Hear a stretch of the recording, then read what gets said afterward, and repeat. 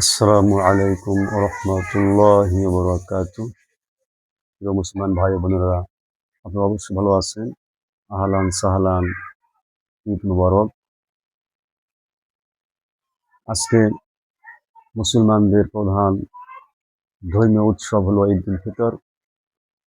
রাসূল করিম সাল্লাল্লাহু আলাইহি ওয়াসাল্লাম বলেছেন, প্রত্যেক জাতির মধ্যে আনন্দ উৎসব আছে, আর মুসলমানদের আনন্দ উৎসব হচ্ছে ঈদ উল ফিতর, এরপর ঈদ উল আজহা। আল্লাহ রাব্বুল আলামিন কোরআন কারীমে বলেছেন, কুল বিফাদলিল্লাহি ওয়া বিরহমাতিহি ফাবিযালিকা ফালইফরাহু হুয়া খায়রুম মিম্মা ইয়াজমাউন।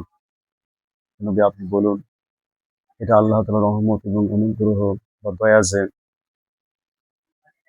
তিনি তোমাদেরকে কোরআনের মতো একখানা কোরআন দিয়েছেন, অতএব আনন্দ করো, ফুর্তি করো। এই পৃথিবীতে মানুষ যা কিছু অর্জন করেছে, এসিভ করেছে, সঞ্চয় করেছে, জমা করেছে, তার মধ্যে উত্তম হলো আল কোরআনুল কারীম। কোরআনুল কারীম হলো আকাশ এবং জমিনের মধ্যে শ্রেষ্ঠ নিয়ামত। তাই আসুন, এই কোরআনের মধ্য দিয়েই আমরা পবিত্র ঈদ উল ফিতর